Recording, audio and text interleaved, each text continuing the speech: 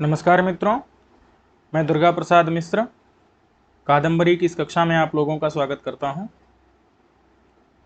तो इसके पहले हम लोगों ने देख लिया है कि तोते ने, वैशंपायन नाम के तोते ने आर्या बोल दी है। स्तन युगमश्रुस्नातम समीपतरवर्ती हृदय शोकाग्ने है चरति विमुक्ताहारम व्रतमिव भवतो रिपुस्त्रीणाम। ठीक है, अब इसके आगे हम लोगों को देखना है। तो राजा तो तामार्यां श्रुत्वा संजात विस्मयः सहर्षम आसन्नवर्तिनम अतिमहार्घहेमासनोपविष्टम अमरगुरुमिव अशेष नीति शास्त्र पारगम अतिवयसम अग्रजन्मानम अखिले मंत्रिमंडले प्रधानम अमात्यम कुमारपालित नामानम अब्रवीत। ठीक है, राजा तो अर्थात राजा ने तो ताम आर्याम श्रुत्वा माने उस आर्या को, श्रुत्वा माने सुन करके संजात विस्मय माने राजा जो है उस आर्या को सुनकर के क्या हो गया, संजात विस्मय। संजात माने उत्पन्न हो गया है, विस्मय यानी आश्चर्य जिसको, ऐसा राजा सहर्षम माने हर्षपूर्वक, क्योंकि राजा ने जब उस आर्या को सुना तो राजा खुश हो गया और उसको विस्मय उत्पन्न हो गया।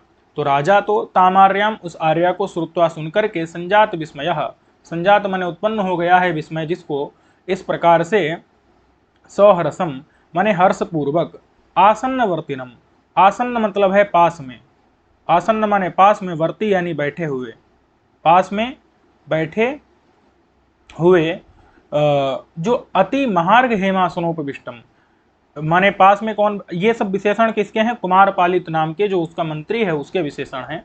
तो कुमारपालित नाम का जो मंत्री है उसको, जो कि पास में बैठा हुआ है, और अति महार्घ हेमासनो, अति माने अत्यंत, महान, अर्घ, अर्घ कहते हैं मूल्य, अर्घ माने क्या होता है, मूल्य। ठीक है, तो अति महा का मतलब है बहु, बहु कर दो अर्थ, तो अति बहुमूल्य, अर्घ माने होता है मूल्य, तो अति बहुमूल्य जो हेम का आसन है, हेम का आसन मतलब है सुवर्ण का जो आसन है, सुवर्ण का जो पीठ है, उस पर उपविष्ट माने बैठा हुआ है कौन, कुमारपालित नाम का मंत्री। और कैसा है तो बता रहे हैं कि अमर गुरुमिव अशेष नीति शास्त्र पारगम, अमर गुरु कहते हैं बृहस्पति, अमर कहते हैं देवता, अमर माने देवता, तो देवताओं के गुरु कौन है, बृहस्पति हैं। तो अमर गुरु यानी बृहस्पति की तरह, बृहस्पतिम इव माने बृहस्पति की तरह, जो अशेष नीति शास्त्र पारगम, अशेष माने सभी नीति शास्त्र के जो पारग हैं, पारग मतलब होता है पारगामी, पारगामी मतलब जो सभी नीति शास्त्रों को समझते हैं, जानते हैं, उनके तत्व को जानते हैं। ठीक है, अशेष माने सभी नीति शास्त्रों के, पारग यानी पारगामी यानी तत्व ज्ञान, तत्व ज्ञाता, सभी नीति शास्त्रों के तत्व को जो जानते हैं, ऐसे कुमारपालित। और अति वयसम माने अति वयसम, वयः कहते हैं उम्र को, तो जो अत्यधिक उम्र वाले हैं, अत्यधिक उम्र वाले हैं, ठीक है, माने बूढ़े हो गए हैं। अग्रजन्मा, अग्रजन्मा कहते हैं ब्राह्मण को, अग्रजन्मा का अर्थ क्या होता है, ब्राह्मण, यानी वो कौन है, वो ब्राह्मण है। ठीक है, और क्या है, अखिल माने सभी, अखिल माने सभी, मंत्रिमंडल में, संपूर्ण मंत्रिमंडल में क्या है, वो प्रधान है, प्रमुख हैं।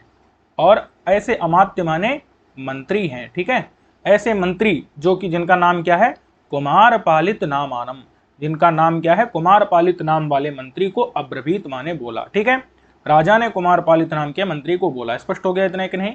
राजा उस आर्या को सुनकर के संजात विस्मय यानी विस्मय उत्पन्न हो गया है, ऐसा राजा सहर्षम हर्षपूर्वक आसन्नवर्तिनम माने पास में बैठे हुए, अति महार्घ हेमासनोपविष्टम अत्यंत महा मतलब बहु, अर्घ यानी मूल्य वाले, हेमासन सुवर्ण पीठ पर, उपविष्ट माने बैठे हुए, अमर गुरुमिव माने बृहस्पति की तरह जो अशेष संपूर्ण नीति शास्त्र के पारगामी यानी तत्वज्ञानी हैं, ऐसे अतिवयसम अत्यंत माने बूढ़े उम्र वाले, अग्रजानमानम ब्राह्मण, और अखिले मंत्रिमंडले प्रधानम अमात्यम सभी संपूर्ण मंत्रिमंडल में जो प्रधान प्रमुख अमात्य हैं उनको, जो इनका नाम कुमारपालित है, तो कुमारपालित नामानम अब्रवीत, उनको अब्रवीत माने बोला, राजा ने बोला। क्या बोला, श्रुता माने सुना, क्या आपने सुना, श्रुता माने क्या आपने, क्या आपने सुना, क्या भाई, भवद्भिः, भवद्भिः मतलब आपने, भवद्भिः माने आपने, क्या सुना, अस्य विहंगमस्य, अस्य माने इस, विहंगमस्य पक्षी की, स्पष्टता, स्पष्टता सुनी आपने वर्णोच्चारणे,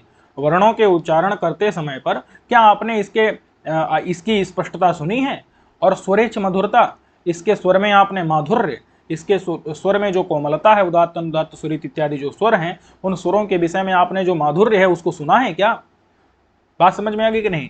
श्रोता यानी सुना, भवद्भी माने आपने, अस्य विहंगम, इस विहंगम के वर्णोच्चारण में, ये जो विहंगम यानी पक्षी, विहंगम माने पक्षी, इस पक्षी के वर्णोच्चारण में आपने स्पष्टता सुनी, इसके उदात्त अनुदात्त स्वरित इत्यादि के उच्चारण करने में आपने माधुर्य, जो कोमलता है, उसको सुना है क्या? मीठेपन को।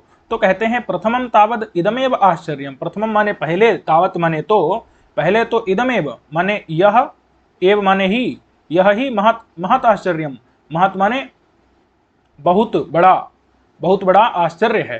प्रथमम माने पहले, तो तावत माने तो, इदम माने यह, एव माने ही, महत माने बहुत बड़ा आश्चर्य है।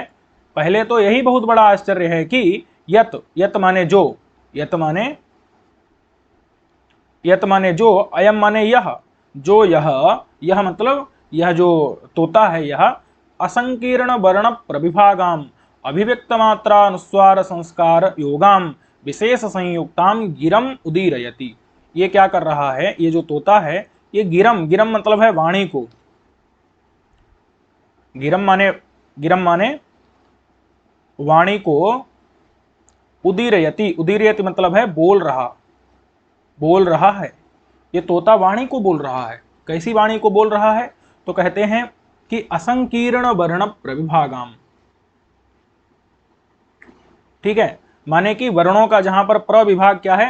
असंकीर्ण है। समझ में आ गया कि नहीं? मतलब जो वर्ण है वो एकदम स्पष्ट रूप से बोल रहा है। समझ में आ गया कि नहीं? ऐसा नहीं है कि मतलब क ख ग घ बोले और उनको सब वर्णों को एक में ही मिला दे, ऐसा नहीं है। वर्णों को मतलब आधा वर्ण निकला, फिर दूसरा निकल पड़ा, वो भी पूरा निकला नहीं, आधा ही निकला, फिर तीसरा निकल पड़ा, ऐसा नहीं है। असंकीर्ण, असंकीर्ण का मतलब है परस्पर में मिश्रित जो नहीं है। समझ आया? असंकीर्ण माने परस्पर जो अमिश्रित, खिचड़ी नहीं जिनकी बन गई है, अमिश्रित जो वर्ण हैं, ऐसे वर्णों का प्रविभाग, प्रविभाग मतलब अक्षरों का अलग अलग होना। सारे जो वर्ण हैं उनका प्रविभाग मतलब अच्छे से, प्र माने अच्छे से विभाग है, मतलब अलग अलग होना है, वो सब असंकीर्ण है, परस्पर अमिश्रित हैं। ऐसे प्रविभाग वाली वाणी को ये क्या कर रहा है? उच्चारण कर रहा है। और कैसी वाणी है? तो कहते हैं कि अभिव्यक्त, अभिव्यक्त का मतलब ये है कि स्पष्ट रूप से प्रतीत हो रही है। अरे भाई, कोई पक्षी बोलेगा या कोई जानवर बोलेगा या फिर कोई बच्चा जैसे बोलेगा या कोई बूढ़ा बोलता है एकदम, तो उसकी वाणी स्पष्ट रूप से प्रतीत होती है क्या? नहीं होती है। लेकिन ये वाणी क्या है? अभिव्यक्त हो रही है कि नहीं? अभिव्यक्त हो रही है ना, माने एकदम स्पष्ट रूप से समझ में आ रही है। और इसमें मात्रा, इसमें जो है मात्राएं मतलब ह्रस्व, दीर्घ, प्लुत, अनुस्वार और संस्कार। संस्कार का मतलब मैं आपको पहले भी बता चुका हूं, व्याकरण शुद्धि। इसमें जो है मात्राएं स्पष्ट हैं, अनुस्वार स्पष्ट रूप से उच्चारण कर रहा है अनुनासिक वर्णों का, और संस्कार यानी व्याकरण की शुद्धि इसके अंदर विद्यमान है। तो व्याकरण की शुद्धि से योग मतलब है युक्त, ऐसी वाणी को, ऐसी वाणी को बोल रहा है। समझ में आ गया कि नहीं? और विशेष संयुक्ताम, विशेष का मतलब क्या होता है? श्लेष, श्लेष आदि अलंकारों की विशिष्टता से युक्त। विशेष मतलब क्या है? श्लेष इत्यादि अलंकारों की विशिष्टता से युक्त है इसकी वाणी। देखो यहां पर आप आर्या देखो, विमुक्ताहारम में देखो, विमुक्ताहारम का अर्थ क्या किया था? एक तो विमुक्त माने छोड़ रखा है, आहार माने खाना जिसने, और विमुक्त, अब यहाँ बी मतलब विगत, मुक्त माने मोतियों की, हार यानी माला। तो देखो दो दो अर्थ निकल रहे हैं कि नहीं? श्लेष है कि नहीं यहाँ पर? तो श्लेष इत्यादि अलंकारों से युक्त, श्लेष आदि अलंकारों से, अलंकारों की विशिष्टता से युक्त, उसको कहते हैं विशेष युक्त। विशेष जो संयुक्त वाणी है, श्लेषादि अलंकारों की विशिष्टता से संयुक्त वाणी को, गिरम वाणी को उदीर्यत यानी बोल रहा है। तत्र, तत्र माने वहां अथवा उसमें। ये तो हो गई एक बात। अब उसमें भी जो है विशिष्टता बता रहे हैं, और बता रहे हैं, क्या बता रहे हैं वो देखो। तत्र पुनः माने वहां अथवा उसमें, पुनः माने फिर, उसमें भी देखो, उसमें भी फिर से देखो। अपरम माने और अधिक, अपरम माने अन्य, उसमें फिर अन्य मतलब देखो क्या, देखो कि अभिमत विषये तिरश्चोपि मनुजस्य इव संस्कारवतो बुद्धिपूर्वा प्रवृत्ति। देखो जैसे कोई मनुष्य होता है ना, वो किसी कार्य को करता है तो मतलब एक तरीके से करता है, एक ढंग से करता है। क्यों? क्योंकि उसको वैसा सिखाया जाता है। ऐसे ही यहाँ पर जो तोता है, इसको भी पूर्व जन्म के संस्कार के कारण, इसने भी पूर्व जन्म में माने किस प्रकार से जो है राजा के सामने उच्चारण करना है, पहले जय बोलना है और फिर जो है आर्या पढ़नी है, माने दक्षिण पैर उठा करके फिर आर्या पढ़नी है। तो ये जो है मतलब दक्षिण पैर उठा के पहले जो है दाहिना पैर उठा के जय बोलना है, फिर आर्या पढ़नी है। तो ये चीजें इसको सिखाई गई थी, इसीलिए एक तरीके से एक जो है बुद्धि लगा करके जो है ये अपना काम में लगा हुआ है। समझ में आया कि नहीं? अभिमत मतलब है इष्ट, इष्ट विषय में जो चीज हमको चाहिए उस विषय में। जैसे राजा के यहाँ पर राजा के पास में क्या करना था, उसको आर्या पढ़नी थी, या जैसे मुझे पढ़ाना है तो मैं एक तरीके से पढ़ाता हूँ। ऐसे ही जो इष्ट विषय होता है, अभिमत माने इष्ट जो विषय होता है, उसमें तिरश्चोपि, तिरश्चा कहते हैं पशु पक्षी, पशु पक्षी की भी, तिरश्चोप माने पशु पक्षी की भी, मनुजस्य इव माने मनुष्य की तरह, मनुष्य की तरह, संस्कारवतः माने संस्कार वाले मनुष्य की तरह, संस्कारवतः माने संस्कार वाले, संस्कार वाले, संस्कार वाले। तो जो संस्कार वाला जो मनुष्य रहता है ना, वो बुद्धि पूर्वक प्रवृत्त होता है। बुद्धि पूर्वा मतलब बुद्धि पूर्व में पहले बुद्धि लगाता है और फिर प्रवृत्त मतलब किसी भी काम में लगता है। प्रवृत्त मतलब लगना, किसी भी कार्य में तभी प्रवृत्त होता है, पहले अपनी बुद्धि लगाता है। तो ऐसे ही संस्कार बता माने संस्कार वाले मनुजस्य इव मनुष्य की तरह, तिरश्चोप माने पशु पक्षी के भी, अभिमत विषय मतलब अपने इष्ट विषय में प्रवृत्ति होती है। समझ में आ गया कि नहीं? तथा ही कैसे देखो दिखा रहे हैं उस चीज को, तथा ही मतलब क्योंकि अनेन, अनेन माने इस तोते ने, सबसे क्रम से देखो, बुद्धि पूर्वक मतलब बुद्धि पूर्वक, ऐसा नहीं बिना बुद्धि के नहीं, बुद्धि पूर्वक जो है प्रवृत्ति माने अपने कार्य में लगते हैं ये। तो देखो अनेन माने इसने, समुक्षिप्त, समुक्षिप्त मतलब उठाया, पहले क्या उठाया, दक्षिण चरण मतलब दहिना, दहिना जो है चरण माने पैर, पहले इसने दायां पैर उठाया और फिर उठा करके समुक्षिप्त दक्षिण चरणेन, उठा लिया है दाहिना पैर जिसने, ऐसे अनेन तो माने अनेन शुके ने, इस तोते ने, उच्चार्य माने उच्चारण करके, क्या उच्चारण किया, जय शब्दम, पहले कहा जय माने राजा की जय हो। अब तदनंतरम इयम माने यह, आर्या माने ये जो आर्या छंद है, इसको माम उद्देश्य मुझको उद्देश्य करके मतलब मेरे सम्मुख, परिस्फुटाक्षरम गीता, इस आर्या को गीता मतलब गाया। अब परिस्फुट अक्षर वाली, ऐसा नहीं कि अक्षरों को जो है खिचड़ी कर दिया, परिस्फुट माने अच्छे से स्पष्ट हो रहे हैं अक्षर जहां पर, ऐसी उस आर्या को मेरे सामने पर माम उद्देश्य मुझे उद्देश्य करके गाया। प्रायण ही पक्षिण, प्रायः ही मतलब निश्चित रूप से, प्रायः मतलब अधिकतर, प्रायः माने अधिकतर, ही मतलब निश्चित रूप से, ही माने निश्चित रूप से जो पक्षी होते हैं, जो प्रायः प्रायण ही माने अधिकतर निश्चित रूप से, पक्षिणा यानी जो पक्षी होते हैं वो, और पशवश्च माने जो पशु होते हैं, जो पक्षी होते हैं और जो पशु होते हैं मतलब जानवर होते हैं, वो सिर्फ कितना जानते हैं, भय जानते हैं, डरना जानते हैं। उनको कोई डरा सकता है, डंडे से आप जब करते मारते हैं तो पक्षी उड़ जाता है, जानवर भी हट जाता है। आहार खाना जानते हैं, उनको आप खाना देते हैं तो आपके पास आ जाते हैं। मैथुन जानते हैं, प्रतिक्रिया अपने अपने जब उनका समय आता है, उनकी ऋतु आती है तो उस समय पर वो मैथुन जानते हैं। ठीक है, रमण क्रिया जानते हैं, निद्रा सोना जानते हैं, जो पशु और पक्षी होते हैं। संज्ञा, संज्ञा मतलब होता है नाम, नाम आपने किसी जैसे मतलब कुत्ते का नाम रख देते हैं या फिर जो जानवर हैं उनका नाम रख देते हैं, तो वो उस नाम को जानते हैं, आप उस नाम से उनको जब बुलाते हैं तो वो आपकी तरफ चले आते हैं। ठीक है, तो संज्ञा यानी कि नाम को, संज्ञा माने नाम को जानते हैं पशु और पक्षी। तो मात्र, मात्र मतलब इतना ही जानते हैं और वो कुछ नहीं जानते हैं। ये तोते की तरह दाया दाया पैर उठा के वो आर्या गाना, और उसमें भी स्पष्ट अक्षरों से, और उसमें भी श्लेष आदि अलंकारों की विशिष्टता से संयुक्त, विशेष संयुक्त कहा था ना, विशिष्टता से संयुक्त आर्या गाना, ये सब नहीं जानते हैं। तो भय, आहार, मैथुन, निद्रा, संज्ञा माने नाम, मात्र, वेदिना मतलब जानने वाले, जानने वाले। ठीक है, होते हैं, जानने वाले, भवंति माने होते हैं, होते हैं। इदम तु महच्चित्रम, इदम माने यह, तू माने तो, महत माने बहुत, चित्र माने विचित्र है।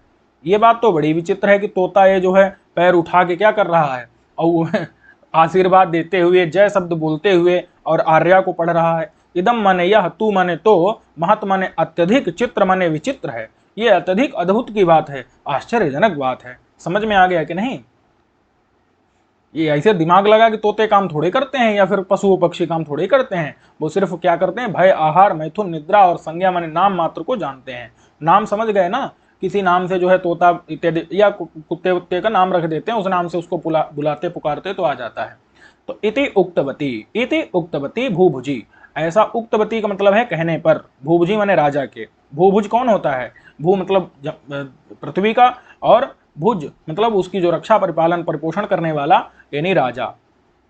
तो राजा के इति माने ऐसा, इति माने ऐसा, उक्तवती माने कहने पर, ऐसा कहने पर, कुमार पालितः, वो जो कुमार पालित नाम का मंत्री था, वो किंचित माने थोड़ा, स्मित मतलब होता है मुस्कान से युक्त, वदन माने मुख, स्मित मतलब मुस्कान युक्त, वदन माने मुख। समझ में आया कि नहीं? तो स्मितम बदरम यस्य सहा, जिसका जो है स्मित माने थोड़ा सा मुस्कुराहट से युक्त हो गया है, वदन माने मुख जिसका, किंचित माने थोड़ी सी मुस्कान से युक्त, वदन माने मुख वाला कुमार पालित नाम का मंत्री अबादित, अबादित माने बोला। ठीक है, क्या बोला? बोला किमत्र चित्रम, इसमें क्या भाई अलग बात है? किम अत्र चित्रम, किम माने क्या, अत्र माने यहाँ पर, चित्र माने विचित्र बात है। किम अत्र आश्चर्यम, किम अत्र अद्भुतत्वम, यहाँ क्या अद्भुत है, क्या आश्चर्य है, इसमें कोई जो है विचित्र बात नहीं है। किम माने क्या, अत्र माने यहाँ पर, चित्र माने विचित्र है। समझ आ गया कि नहीं? यहाँ पर कोई भी आश्चर्य नहीं है, इस विषय में कोई आश्चर्य नहीं है। क्यों? ही मतलब है क्योंकि, ही माने यहाँ पर क्या है, क्योंकि।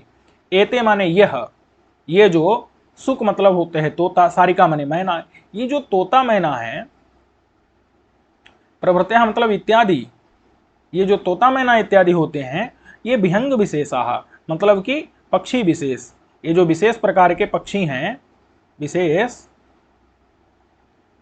ये क्या है, एक विहंग विशेष माने विशेष प्रकार के जो पक्षी हैं, ये जो कौन, सुक यानी तोता, सारिका इत्यादि माने मैना इत्यादि, जो विशेष प्रकार के जो प्रसिद्ध जो पक्षी हैं, जिनको कीर शब्द से जाना जाता है।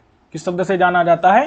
कीर शब्द से जाना जाता है। और जो सारिकाएं होती हैं, उनके जो है चरण पीले होते हैं। तो ये विशेष प्रकार के जो कुछ पक्षी हैं, ये क्या करते हैं, यथा श्रुताम मतलब कि यथा मतलब जैसी, जैसी श्रुत मतलब सुनी गई, जैसी सुनी वैसी ही वाणी को, वाचम मतलब वाणी को, वाणी को उच्चारयंत मतलब बोल देते हैं। आपको पता है ना, तोता के सामने जैसा बोलोगे वैसा ही वो बोल देगा। तो इसीलिए यथा श्रुताम माने जैसी सुनी है वैसी, वाचम माने वाणी को, उच्चारयंत मतलब बोल देते हैं। इति, इति माने यह ऐसा, इति माने ऐसा, तो अधिकतम, अधिकतम मतलब पता, एव माने ही, देवेन मतलब अधिकतम माने पता ही है, देवेन मतलब आपको, आपको। समझ में आया कि नहीं? इति अधिकतम एव देवेन, ऐसा तो आपके द्वारा, अधिगत माने ज्ञात ही है। ठीक है, अधिकतम माने ज्ञातम एव, जाना माने जान लिया गया ही है, देवेन मतलब आपके द्वारा, अथवा आपको पता ही है। देवेन मतलब आप यहाँ देव का अर्थ आप लेना है। ठीक है, क्योंकि ये जो तोता मैना इत्यादि क्या है, एते माने ये जो सुख, सारिका, तोता मैना, प्रभृत्या माने इत्यादि जो विहंग विशेष पक्षी विशेष हैं, यथा श्रुता माने जैसी सुनी हुई, वाचम माने वाणी को, उच्चारयंती बोल देते हैं, यदि अधिकतम में ऐसा पता ही है, देवन माने आपको, अथवा ऐसा आपके द्वारा जाना गया ही है। तत्रापि उसमें भी जो है, उसमें भी, अपि माने भी, उसमें भी अन्य जन्म, अगर अन्य मतलब दूसरा जो जन्म यानी कि दूसरा जो जन्म था, उस जन्म में अगर उपात्त, उपात्त माने स्वीकृत, उपात्त माने गृहीत।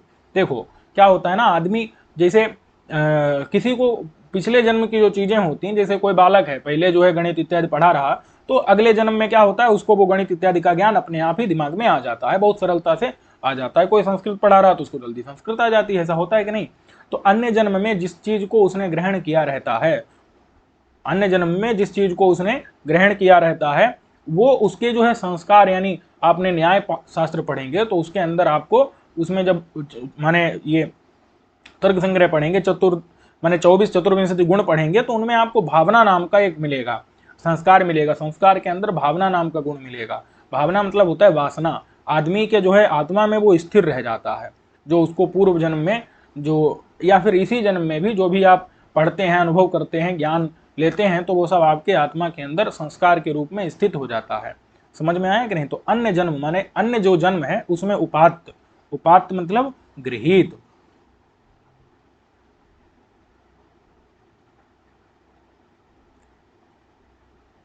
अन्य जन्म में जो आपने ग्रहण किया है, क्या ग्रहण किया है? संस्कार ग्रहण किया है। अन्य जन्म में जो आपने संस्कार ग्रहण किए हैं, समझ आया? संस्कार का मतलब आप ज्ञान समझ लो कि अन्य जन्म में जो आपने ज्ञान ग्रहण किया है वो आज आपकी आत्मा में संस्कार के रूप में उपस्थित रहता है। तो उस संस्कार के अनुबंध के द्वारा, उस संस्कार के अनुबंध के द्वारा, अनुबंध मतलब होता है उतरने के द्वारा, उतरना। वो संस्कार क्या होता है? उतर आता है। संस्कार क्या होता है? उतर आता है। उतर मतलब चलता चला आता है। जैसे आपने जब ज्ञान ग्रहण किया तो आपके आत्मा में संस्कार पड़ जाता है, और वो संस्कार अनुबंध मतलब बंधा रहता है, और वो उतरता रहता है, साथ साथ में जो है चलता आता है। समझे कि नहीं? तो अन्य जन्म में उपात्त माने गृहीत जो संस्कार है, ज्ञान का संस्कार है, वो आपका जो है अनुबंध यानी कि वो उतरता रहता है, उसका अनुवर्तन होता रहता है। तो उसके द्वारा, वह मतलब है अथवा, अथवा पुरुष प्रयत्न, अथवा जो है या तो अपने आप ही वो संस्कार चला आए, भगवान की कृपा से आपने जो पहले पढ़ा था वो हमेशा आपके अंदर बना रहता है। तो एक तो मतलब जो आपने पिछले जन्म में पढ़ा था वो भी चीज़ें आपको जल्दी से याद आ जाती हैं, और आप जो भी विषय आपने पढ़े रहते हैं तो वो आपको जल्दी आ जाते हैं। तो ये तो भगवान की कृपा से आता है। अथवा ऐसा हो सकता है कि कोई पुरुष बहुत ज़्यादा प्रयत्न कर दे, आपके गुरु ने बहुत ज़्यादा प्रयत्न करके आपको पढ़ा दिया, तो ये भी हो सकता है। ऐसे ही तोता मैना है, वो अगर पिछले जन्म में जो है अच्छे से माने ज्ञानी थे, विद्वान थे, तो उनको वो सब चीज़ें तो स्मरण आ ही जाती हैं। अगर ना आए, भगवान की कृपा से ना आए, तो कोई पुरुष बहुत अधिक प्रयत्न करके तोता मैना को अगर उन विषयों को पढ़ा देता है तो वो चीज़ें तोता मैना को आ जाती हैं। यही बता रहे हैं कि माने संस्कार के अनुबंध से, अनुवर्तन से वो या तो चला आता है, अनुवर्तन उसका हो जाता है, अथवा कोई पुरुष के प्रयत्न के द्वारा, पुरुष के प्रयत्न यानी पुरुष ने परिश्रम कर दिया अगर, तो उसके द्वारा, अथवा माने उसके द्वारा संस्कार का अतिशय आ जाता है कि जो ज्ञान था वो वैसे तो संस्कार बना रहता है लेकिन वो भूल जाता है आदमी। लेकिन जब कोई प्रयत्न कर देता है तो संस्कार का अतिशय मतलब आधिक्य, बहुत अच्छे से जो है वो चीज मतलब दृढ़ता पूर्वक संस्कार आ जाता है। ठीक है, उपस्थित हो जाता है। उपजायते, उपजायते मतलब उत्पन्न हो जाता है। ठीक है, उत्पन्न हो जाता है। तो जब संस्कार का दृढ़ता, संस्कार के आधिक्य, ज्ञान का आधिक्य आ जाता है, तो फिर जो है वो तोता मैना इत्यादि पूर्व जन्म में जैसे विद्वान थे वैसे व्यवहार करने लगते हैं। या कोई भी जो है जैसे माने कोई भी है, चाहे वो मनुष्य हो, अगर उसको पूर्व जन्म के संस्कार की दृढ़ता उत्पन्न हो गई, संस्कार का जो है अतिशय माने आधिक्य हो गया, तो पूर्व जन्म में जिस प्रकार से उसका ज्ञान था उसी प्रकार से इस जन्म में भी हो जाता है। वही कह रहे हैं कि नाति चित्रम, न माने नहीं, अति माने अत्यधिक, चित्र माने अद्भुत, आश्चर्य। अत्यधिक यहाँ पर चित्र बात नहीं है, चित्र माने विचित्र, आश्चर्यजनक कोई बात यहाँ पर नहीं है। न माने नहीं, अति माने अत्यधिक, चित्र माने विचित्र, अत्यधिक बात नहीं है। अन्यत एतेषामपि पुरा, अन्यत माने और भी बता रहे हैं, और एतेषाम, एतेषाम मतलब इनकी, इनकी माने तोता मैना इत्यादि की भी, पूरा मतलब प्राचीन काल में, प्राचीन काल में, प्राचीन काल में ना तोता मैना इत्यादि की भी जबान थी। ठीक है, जबान मतलब मतलब बोलना, मतलब ये सब लोग भी बोल पाते थे। तो किसकी तरह? तो कहते हैं पुरुषाणाम इव, पुरुषों की तरह, पुरुषों की तरह। इव, इव मतलब की तरह। अत्यंत परिस्फुट अभिधाना, अत्यंत परिस्फुट मतलब स्पष्ट, अभिधान मतलब उच्चारण, अभिधान अत्यंत स्पष्ट, परिस्फुट माने स्पष्ट, अति माने अत्यधिक, परिस्फुट माने स्पष्ट उच्चारण वाली, वाक, वाक मतलब वाणी थी। इनकी जो वाणी थी ना वो अत्यधिक स्पष्ट उच्चारण वाली थी। स्पष्ट उच्चारण मतलब जो मनुष्य को आसानी से समझ में आ जाए। ठीक है, तो पुरा माने प्राचीन काल में पुरुषों की तरह, एतेषाम माने इनकी मतलब तोता मैना इत्यादि की भी, अपि माने भी, अन्यत माने और, अति माने अत्यधिक, परिस्फुट माने स्पष्ट उच्चारण वाली, अभिधान माने उच्चारण वाली, वाक माने वाणी, आसीत माने थी। ठीक है, पहले ये भी जो है पुरुषों की तरह अत्यंत स्पष्ट उच्चारण वाली वाणी बोलते थे। लेकिन हुआ क्या? हुआ ऐसा कि तारकासुर नाम का एक राक्षस हुआ, उस राक्षस ने मैंने सभी देवताओं को अच्छे से पीट दिया। तो अब वो जो है सब देवता ब्रह्मा जी के पास गए, ठीक है। तो ब्रह्मा जी ने कहा कि अग्नि अग्नि का लड़का जो कार्तिकेय, कार्तिकेय जो है वो मतलब कई कई के पुत्र माने जाते हैं। तो अग्नि के पुत्र जो कार्तिकेय वो तारकासुर को मारेंगे, ठीक है। तो अब क्या हुआ कि देवता सब लोग अग्नि के पास पहुंचे, भाई तुम्हारा लड़का कब होगा कार्तिकेय, और जब तारकासुर को वो मारेगा तो हम लोगों के प्राण बचेंगे, ठीक है, संकट से छूटेंगे। तो अब अग्नि को खोजने के लिए माने देवता लोग प्रवृत्त हुए। अब वो इधर उधर घूमते रहे, पूछते रहे। तो अब उन्होंने तोताओं से पूछा, तोते मिल गए उनको, ठीक है। तो अग्नि जो है ना, अग्नि छिप गया था। अग्नि क्या हुआ, अग्नि छिप गया। तो अग्नि जब छिप गया, अब देवताओं ने उस छिपे हुए अग्नि के बारे में पहले हाथियों से पूछा। पहले किससे पूछा, हाथियों से पूछा। तो हाथियों ने बताया नहीं। एक मिनट, हाथियों ने बता दिया, तभी तो अग्नि ने साप दिया। हाथियों ने बता दिया, हाथियों ने बता दिया कि अग्नि जो है पीपल के वृक्ष में छिप गया है। हाथियों ने बता दिया कि अग्नि पीपल के वृक्ष में छिप गया।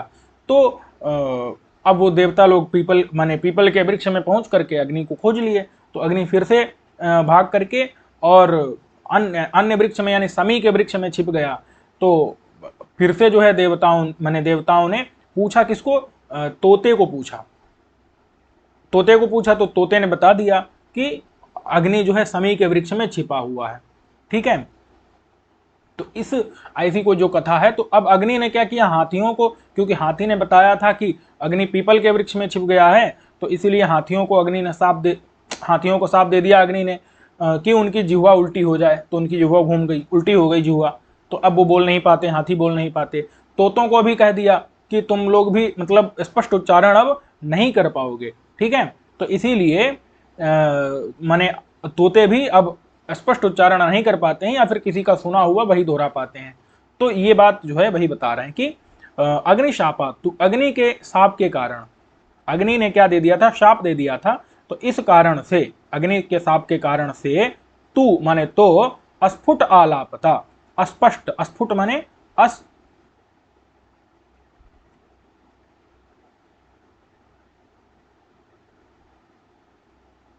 अस्पष्ट, आलाप मतलब उच्चारण, उच्चारण स्पष्ट उच्चारण हो गया है किसका, सुका नाम माने तोतों का, ठीक है। स्फुट माने स्पष्ट, आलाप कहते हैं उच्चारण को। तो स्फुट आलापता मतलब स्पष्ट उच्चारण जो है वो सुका नाम मतलब तोतों का हो गया।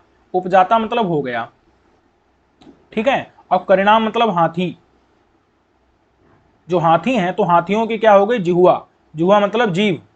हाथियों की जो जीभ थी वो परिवृत्ति मतलब घूम गई, जीभ घूम गई। अब जीभ लोगों की मुंह से बाहर निकलती, उनकी अंदर की तरफ चली गई। तो क्या हुआ, इसलिए अब वो बोल नहीं पाते हैं। तो अग्नि के शाप के कारण अस्फुट आलापता, स्पष्ट उच्चारण, सुका नाम तोतों का उपजाता माने हो गया, परिणाम से मतलब हाथियों के, जिह्वा परिवृत्ति मतलब जीभ घूम गई, जिह्वा परिवृत्ति माने परिवर्तन हो गया, घूम गया, ठीक है। अब कहते हैं एवं उच्चारयत, एवं मतलब ऐसे, उच्चारयति एवं मतलब बोलते हुए ही। ऐसा कौन बोल रहा था, कुमार पालित नाम का मंत्री राजा शूद्रक को बता रहा था। एवं माने ऐसे, उच्चारयति एवं, उच्चारयति मतलब बोलते हुए, एवं मतलब ही, ऐसे बोलते हुए ही क्या हो गया, तस्मिन, तस्मिन मतलब है उस कुमार पालित के, उस कुमार पालित के, उस कुमार पालित के, एवं उच्चारित माने ऐसे, उच्चारित मतलब बोलते हुए, एवं माने ही क्या हुआ, और शिशिर किरणम। देखो, एक होता है शिशिर माने ठंडा, और अशिशिर मतलब होता है गर्म। देखो, अ मतलब नहीं, शिशिर माने ठंडा। शिशिर, देखो शिशिर मतलब होता है ठंडा, और किरण मतलब किरणें। तो ठंडी किरणों वाला कौन माना गया, चंद्रमा। शीतल किरण वाला शीतांशु। और अशिशिर यानी कि गर्म, उष्ण, अशिशिर यानी गर्म माने उष्ण किरण वाला कौन माना गया है, सूर्य। तो इसलिए अशिशिर किरण का अर्थ क्या निकलेगा, सूर्य। अच्छा, सूर्य बोले कहां पहुंच गया, तो कहा अंबर तलस्य मध्यमम, अंबर तल के मध्य में पहुंच गया है। अंबर तल मतलब, अंबर तल माने आकाश, आकाश के मध्यम, मध्य मतलब बीच में,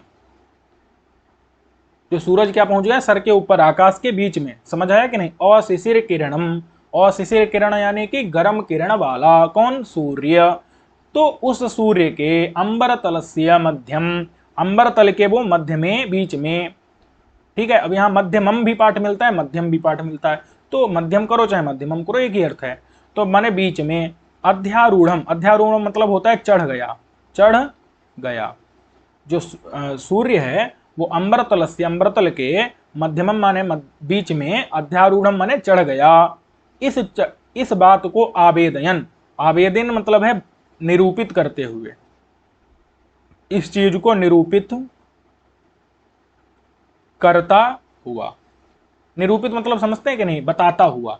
इस बात को कौन बता रहा है, तो इस बात को बता रही है ध्वनि, शंख की ध्वनि, मध्याह्न के शंख की ध्वनि। मध्याह्न समझ रहे हैं ना, जब सूर्य बीच में मध्य भाग में पहुंच जाए, दिन के मध्य में, जो शंख की ध्वनि होती वहां पर होती थी, और वो ध्वनि उदतिष्ठत मतलब ध्वनि उठी, ध्वनि उठती है ना, ध्वनि मतलब आवाज, उठी मतलब हुई, आवाज हुई, मध्याह्न के शंख की ध्वनि हुई।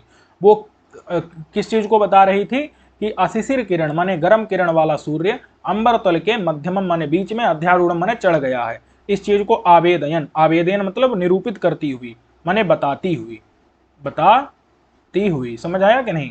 तो मध्याह्न के शंख की ध्वनि उदतिष्ठत माने उठी, बताती हुई ध्वनि उठी।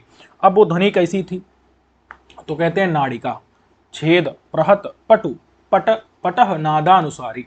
समझ आया कि नहीं। देखो अब समझना होगा, नाड़िका मतलब होता है घड़ी, नाड़िका माने क्या होता है, घड़ी, ठीक है। अच्छा, कहते हैं कि वो घड़ी जो है, नाड़िका मतलब एक घड़ी, कैसी घड़ी, तो जो सभा मंडप है उसमें कुछ देर तक राजा लोग बैठते थे ना, शूद्र या अन्य जो भी राजागण थे, सभा मंडप में एक निश्चित टाइम तक बैठेंगे ना, पूरा दिन भर थोड़े बैठे रहेंगे। तो जो वहां एक निश्चित घड़ी थी, निश्चित समय था, तो घड़ी मतलब निश्चित समय,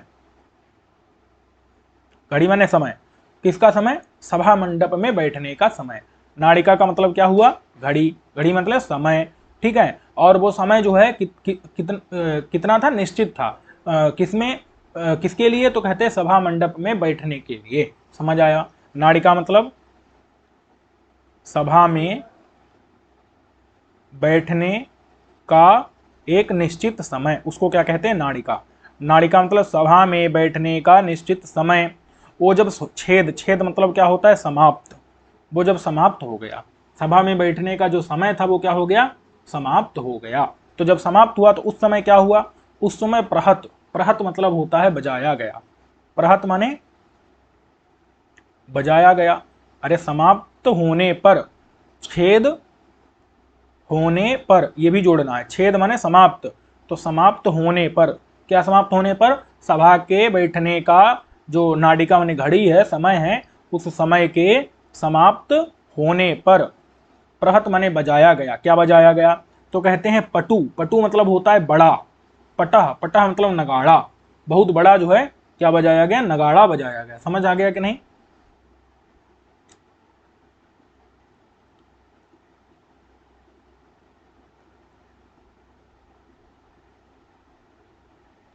चलिए, तो पटु माने बड़ा, पटा माने नगाड़ा बजाया, तो नगाड़े से क्या निकलेगी, नगाड़े की नाद, नाद मतलब आवाज, उस आवाज के अनुसारी, अनुसारी मतलब होता है अनुसरण करने वाला,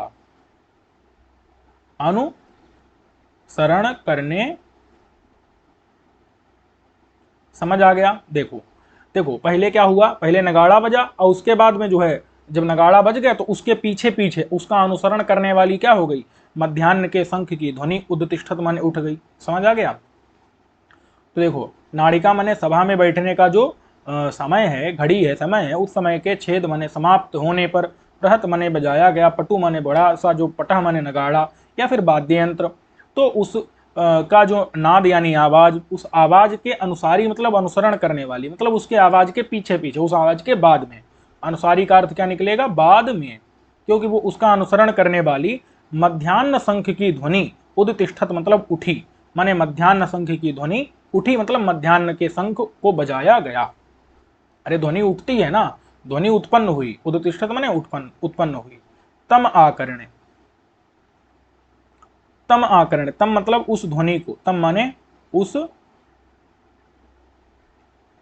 ध्वनि को, आकर्णे, आकर्ण माने सुनकर, उस ध्वनि को, च माने और उस ध्वनि को, तम माने उस ध्वनि को, आकर्ण माने सुनकर के, उस संख्य की ध्वनि को, नगाड़े के पीछे पीछे, नगाड़े की आवाज के नाद के पीछे पीछे जो मध्याह्न संख्य की ध्वनि हुई थी, उस ध्वनि को सुन करके, समझ आ गया कि नहीं, अनुसारी मतलब अनुसरण करने वाली, मतलब बाद में हुई जो मध्याह्न संख्य की ध्वनि, उसको आकर्ण माने सुन करके, समासन्न स्नान समय, समासन्न मतलब है आ गया है, समासन्न मतलब पास, आ गया है, स्नान का समय जिसका, तो समासन्न माने पास आ गया है, स्नान का समय जिसका, ऐसा विसर्जित राजलोक, विसर्जित मतलब है जिसने लौटा दिया है, विसर्जित माने लौटा दिया है, राजाओं के लोक मतलब समूह को, राजाओं के समूह को जिसने, समझ आ गया कि नहीं, समासन्न मतलब पास आ गया है, स्नान का समय माने टाइम जिसका, ऐसा हो गया शूद्रक, विसर्जित माने लौटा दिया है, राजलोक मतलब समूह को जिसने, ऐसा हो गया शूद्रक, ऐसा क्षितिपति, क्षिति माने भूमि का पति मतलब राजा माने शूद्रक, आस्थान मंडप, आस्थान मंडप मतलब सभा भवन, सभा भवन से, उत्तस्थव, उत्तस्थव मतलब उठ गया, सभा भवन से उठ गया और उठ करके चल दिया, समझ आ गया कि नहीं इतना। तो समासन्न मतलब पास आ गया है, स्नान का समय जिसके, ऐसा शूद्रक, विसर्जित राजलोका लौटा दिया है, राजाओं के लोक यानी समूह को जिसने, ऐसा शूद्रक, क्षितिपति माने शूद्रक, आस्थान मंडप से, सभा मंडप से, उत्तस्थों माने उठ गया। अब कहते हैं कि अथ, अथ माने तदनंतर, तदनंतर, चलति महीपतौ, जब चलति माने चलते समय, किसके चलते समय, कहते हैं महीपतौ मतलब राजा के, तो राजा शूद्रक के, चलत माने चलते समय, तदनंतर माने जब उठ जाने के बाद, राजा शूद्रक के चलते समय क्या हुआ, ये जो है थोड़ा समझना होगा क्या हुआ। तो बता रहे हैं कि अन्योन्यम माने परस्पर, अतिरभस संचलन चालितांगद पत्रभंग मकर कोटि पाटितांशुक पटानाम आक्षेप दोलायमान कंठदाम्नाम अंश अंश स्थल उल्लासित कुंकुम पटवास धूलि पटल पिंजरीकृत दिशाम आम आलोल मालती पुष्पशेखरोत्पतत अली कदम्बकानाम अर्धावलंबिभिः करुणोत्पलैश्चुम्बमान गंडस्थलानाम गमन प्रणाम लालसानाम अहमहमिकया वक्षः स्थल प्रेंखोल, एक मिनट,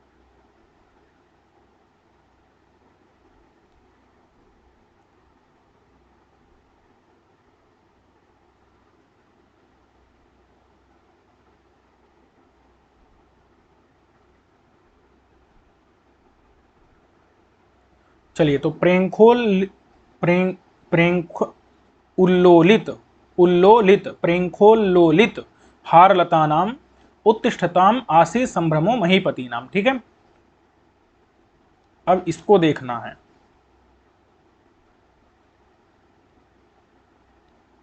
चलिए, तो अन्योन्यम, देखो अब जब राजा चल दिया, तो राजा के चलते समय क्या हुआ, जो अन्य जितने भी राजागण थे, वो भी सब क्या करने लगे, जल्दी जल्दी से चलने लगे, ठीक है। अन्य जितने भी राजागण थे वो भी क्या करने लगे, जल्दी जल्दी से चलने लगे।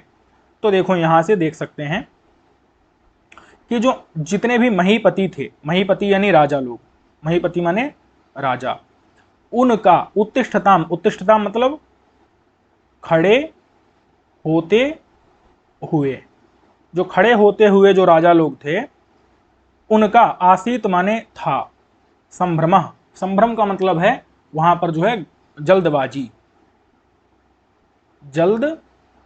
जल्दबाजी, ठीक है, जल्दबाजी, अथवा कह सकते हैं घबराहट, घबराहट। समझ आया कि नहीं? उन लोगों का क्या था, जितने भी वहां पर राजा लोग थे वो सब क्या कर रहे थे, संभ्रम कर रहे थे। संभ्रम यानी जल्दबाजी कर रहे थे, घबरा करके। समझ में आया कि नहीं? उनका अथवा संभ्रम का अर्थ कह सकते हैं भीड़। कई अर्थ यहां पर जो है सब घट जाएंगे कि महीपति नाम माने राजाओं का, राजाओं का, उत्तिष्ठता मतलब खड़े होते हुए राजाओं का, आसीत माने था, क्या था, संभ्रम था। संभ्रम माने भीड़ थी अथवा जल्दबाजी थी अथवा घबराहट थी। सब राजा जो है जल्दी, वो जब शूद्रक उठ खड़ा हुआ तो सब राजा जल्दी घबरा करके और जल्दबाजी में उठ खड़े हुए, तो पूरी राजाओं की क्या लग गई, एकदम भीड़ लग गई। ठीक है। अच्छा, अब उन राजाओं के बारे में ही बता रहे हैं कि वो राजा कैसे हैं। तो कहते हैं अन्योन्यम। अन्योन्यम मतलब परस्पर। अन्योन्य मतलब क्या होता है, परस्पर। अति माने अत्यंत, रभस मतलब वेग, अत्यंत वेग से संचलन। संचलन माने चलने के कारण। जितने भी राजा लोग थे अब सब बहुत वेग से क्या करने लगे, चलने लगे, प्रस्थान करने लगे। तो इसीलिए चालित, चालित माने चल गया, जो माने चल गया मतलब हिलने डुलने लगा। कौन, अंगद। अंगद मतलब होता है बाजूबंद। अंगद माने क्या होता है, बाजूबंद। और वो भी कैसा है, तो कहते हैं पत्रभंग। देखो मकर कोटि पाट, हाँ, अब देखो जो पत्रभंग है, पत्रभंग जो है वो भी क्या है, एक विशेष प्रकार का आभूषण है। पत्रभंग मतलब,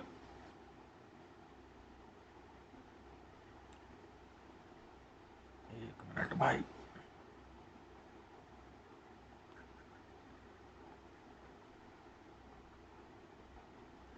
अथवा जो है देखिए कई प्रकार से यहां पर जो है अर्थ कर सकते हैं। एक तो अंगद है। अंगद मतलब क्या है, अंगद पत्र मतलब होता है बाजूबंद, बाजूबंद। ठीक है। अगर कहीं कहीं पर यहां पर जो है सुवर्ण मिल जाए तो फिर अंगद मतलब बाजूबंद, और जो कि किसका बना होगा, तो सुवर्ण का बना होगा। ठीक है। तो अंगद पत्र, अंगद पत्र मतलब बाजूबंद। अब उसके भंग, उसके भंग मतलब है टुकड़े। अच्छा, और वो भी कैसे हैं, तो कहते हैं मकर कोटि। मकर कोटि का मतलब क्या है, जो मकर के आकार के, ठीक है, मकर के आकार के आभूषण। मकर मतलब क्या है, मकर के आकार के आभूषण। उनका कोटि मतलब होता है अग्र, अग्रभाग। अब थोड़ा कल्पना करनी पड़ेगी आपको कि अति माने अत्यंत, रभस माने वेग के कारण, संचलन माने चलने, चलने पर, प्रस्थान करने पर, चालित मतलब हिल डुल रहे हैं। क्या, अंगद माने बाजूबंद, अंगद पत्र माने भी बाजूबंद। और अगर सुवर्ण जुड़ लगा है तो सुवर्ण के वो बने हुए हैं। और भंग मतलब उनके टुकड़े। अब सोचो, जब बाजूबंद के जो टुकड़े हैं वो क्या होगा, वो जब इधर उधर राजा लोग जब चलेंगे तो वो भी बाजूबंद भी थोड़ा हिले डुलेगा, उसके टुकड़े भी हिले डुलेंगे। और वो टुकड़े किसी के कपड़े में फंस जाएंगे तो उसका कपड़ा फट जाएगा कि नहीं। अच्छा, ऐसे ही जो उनके मकर के आकार के जो है आभूषण हैं, उन आभूषणों के कोटि माने अग्रभाग। ठीक है। वो कान के आभूषण है, मकर के आकार के जो कर्ण के आभूषण है। और उन आभूषणों के जो अग्रभाग हैं, कोटि माने अग्रभाग है, जो मकर के आकार के कान में वो पहने हुए हैं, मकर के आकार के। ठीक है। तो उनके जो कोटि माने अग्रभाग है वो भी जो है किसी के कपड़े से टकराएंगे, और कपड़े से टकराएंगे तो क्या होगा, कपड़ा फट जाएगा। बात समझ में आ गई कि नहीं? चलिए, तो पाटित मतलब है फट गया है। अंशुक, अंशुक पट मतलब कपड़ा, कपड़ा जिनका। समझ में आ गया कि नहीं? माने जब राजा लोग हड़बड़ा करके जल्दी जल्दी चले तो अन्योन्य माने परस्पर, अति माने अत्यंत, रभस माने वेग से, संचलन माने प्रस्थान करने के कारण, चालित माने जो चलने हिलने डुलने लगे। क्या, अंगद माने बाजूबंद, अंगद पत्र माने भी बाजूबंद, अथवा सुवर्ण लगा है तो सुवर्ण के बने हुए जो। अब उन बाजूबंदों के जो टुकड़े, और मकर माने मकर के आकार के जो कर्ण के आभूषण हैं, उन कर्ण के आभूषणों के कोटि माने अग्रभाग। तो एक तो ये टुकड़े और दूसरे ये अग्रभाग, ये जब लगेंगे कपड़े में तो पाटित मतलब फट गए हैं, अंशुक यानी कि कपड़े। ठीक है। अंशुक पट माने कपड़े, अंशुक पट मतलब कपड़े। ठीक है। जिनके, ऐसे कौन हो गए, ऐसे हो गए राजा लोग। अब देखिए, अब जो है राजा लोग जो है आक्षेप दोलायमान कंठधाम नाम कहते हैं कि आक्षेप के कारण, आक्षेप मतलब है टकराना, टकराने के कारण, क्योंकि परस्पर टकरा रहे हैं राजा लोग, जल्दी जल्दी चल रहे हैं हड़बड़ी में, तो आक्षेप माने टकराने के कारण दोलायमान, दोलायमान मतलब हिलडुल रहा है या फिर चंचल हो गया है। क्या? कंठधाम, कंठधाम का मतलब है कंठ के हार जिनके। समझ आ गया कि नहीं? मतलब जब राजा लोग हड़बड़ा करके जल्दी जल्दी चल रहे हैं तो आक्षेप मतलब परस्पर जो है टकरा रहे हैं, तो उनके कारण दोलायमान मतलब चंचल हो गया है, हिलडुल रहा है। क्या हिलडुल रहा है? कंठ का, कंठ का मतलब गले का, दाम, दाम कहते हैं रस्सी, और यहाँ लेना है हार, तो गले का हार जिनका क्या हो रहा है? चंचल हो गया है। आक्षेप के कारण, टकराने, परस्पर टकराने के कारण दोलायमान मतलब चंचल हो गया है, इधर उधर हिलडुल रहा है। कंठ माने गले का, दाम माने हार जिनका। समझ आ गया कि नहीं? ऐसे कौन हो गए? ऐसे सब राजा लोग हो गए। और राजा लोग कैसे हैं? तो अंश, अंश माने कंधे पर,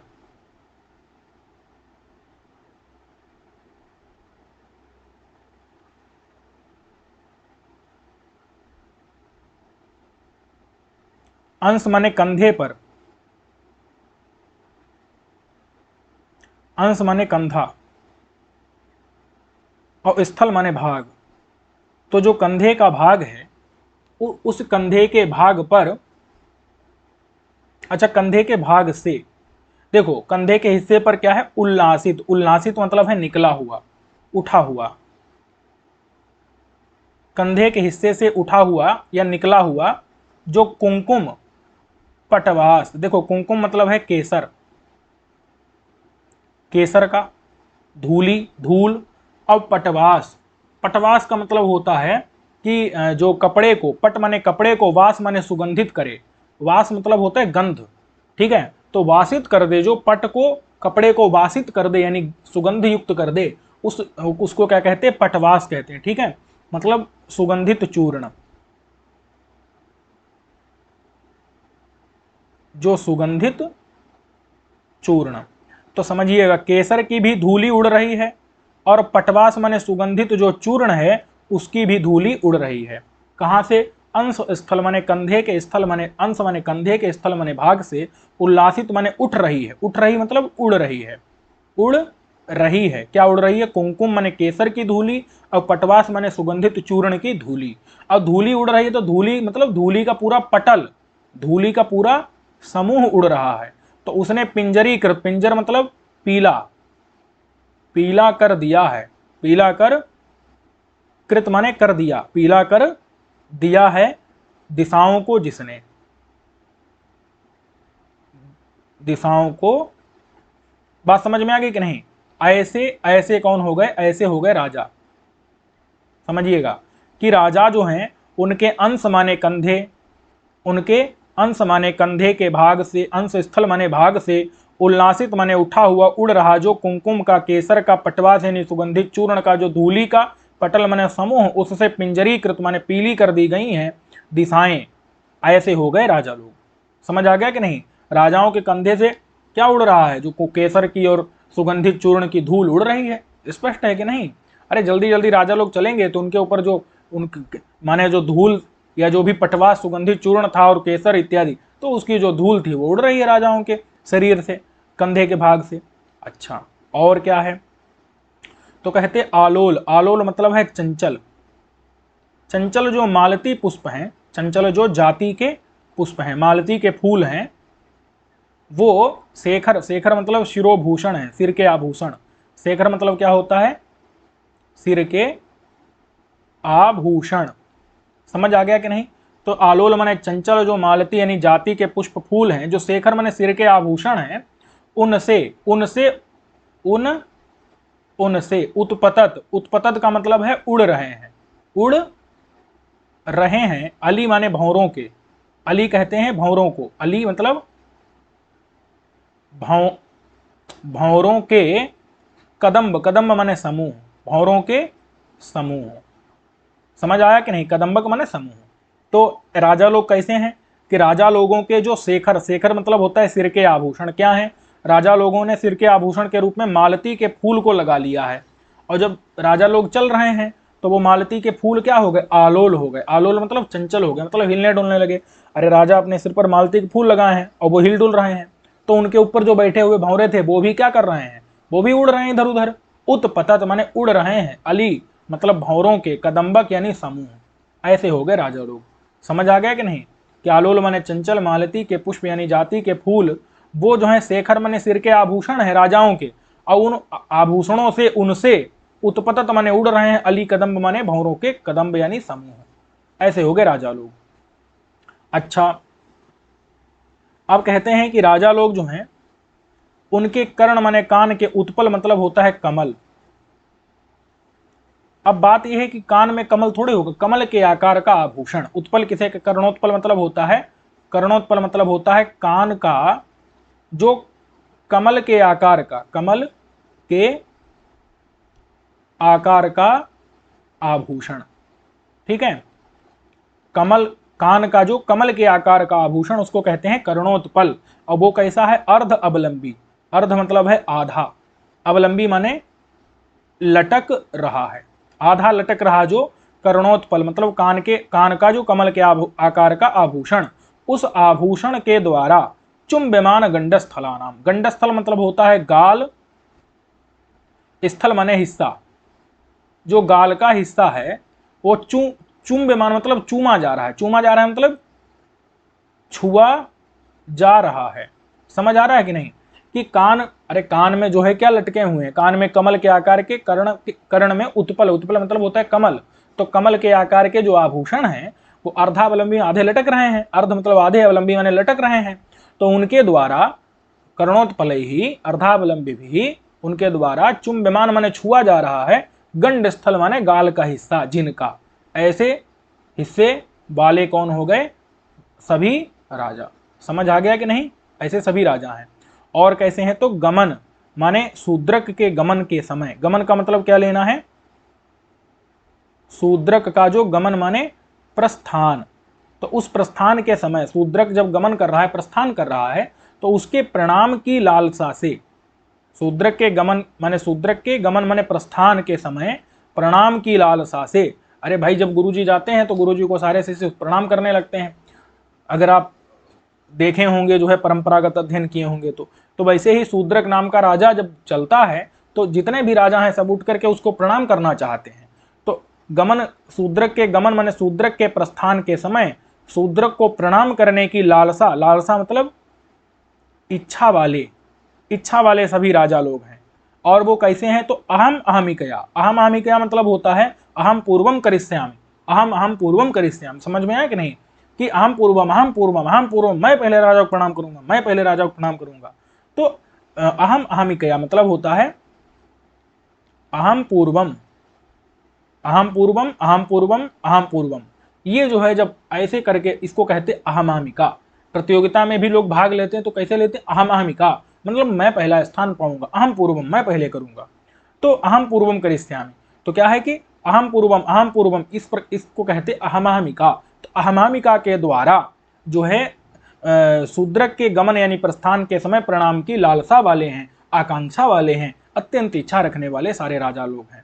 और राजा लोग कैसे हैं, तो वक्ष स्थल प्रेंखोलित हार लता नाम। ठीक है, तो उनके जो वक्षस्थल है, उनके जो छाती है, उनकी जो छाती है उस पर प्रेंखोलित। अब प्रेंखोलित कहीं पर पाठ है और कहीं पर है प्रेंखोलोलित, तो इसका अर्थ निकलेगा हिलना डुलना। इसका अर्थ होगा चंचल, माने हिल डुल रही हैं हारलता। हारलता का मतलब होता है मोती की माला, मोती की माला। समझ आ गया कि नहीं, तो वक्षस्थल माने छाती पर, प्रेंखोलित अथवा प्रेंखोलोलित माने चंचल हैं, हार लताएं मतलब लता के समान लंबी, हार मतलब मोती की मालाएं, जिनके छाती पर चंचल माने हिल डुल रही हैं। ऐसे हो गए राजा लोग। समझ में इतना आ गया कि नहीं, कि राजा लोग कैसे हैं, तो उनके वक्षस्थल माने छाती पर प्रेंखोल्लोलित या प्रेंखोलित जैसा भी पाठ हो, तो प्रेंखोल्लोलित या प्रेंखोलित मतलब चंचल माने हिलडुल रही हैं, हार लताएं माने मोतियों की मालाएं, वक्षस्थल माने छाती पर जिनके, ठीक है। अथवा हार लता का अर्थ ऐसा करते हैं लता के समान लंबे हार, लता के समान लंबे हार मतलब मोती की माला, ठीक है। जिनके ऐसे हो गए सारे राजा लोग, तो ऐसे महीपति नाम माने राजाओं के, उत्तिष्ठता माने खड़े होते हुए राजाओं के, खड़े होते हुए राजाओं के, राजाओं का, आसित माने था, सम्मर्द माने भीड़, अरे सम्मर्द बोल रहा हूं, संभ्रम, संभ्रम माने भीड़ थी, और संभ्रम माने जल्दबाजी थी और घबराहट थी, ठीक है। इतना आपको समझ आ गया होगा। अब जो है वहां पर जब राजा लोग चले तो पूरा जो सभा भवन था वो बहुत भयंकर क्या हो गया, क्षुब्ध हो गया पूरा, एकदम हलचल मच गई उसमें। किसके कारण? शब्द के कारण। तो देखो निनाद, निनाद माने शब्द के कारण, यहां देखो झंकार माने शब्द के कारण, यहां देखो कोलाहल माने शब्द के कारण, पूजित माने देखो शब्द के कारण, ध्वनिना माने देखो शब्द के कारण, और यहां देखो आलोक शब्द, ये भी शब्द के कारण, और यहां देखो निस्वन, निस्वन माने भी शब्द के कारण, निनाद आया, निनाद माने शब्द के कारण, कलकल माने शब्द के कारण, हुंकृत माने हुंकार रूपी शब्द के कारण, रणितेन रणित माने शब्द के कारण, सर्वथा माने चारों तरफ से क्षुभित हो गया, क्षुब्ध हो गया, तद माने वह आस्थान मंडप, आस्थान भवन, सभा भवन अभवत माने हो गया। अब इस चीज को जो है हम लोग अगले पाठ में देख लेंगे। ठीक है, सर्वेभ्यो नमो नमः।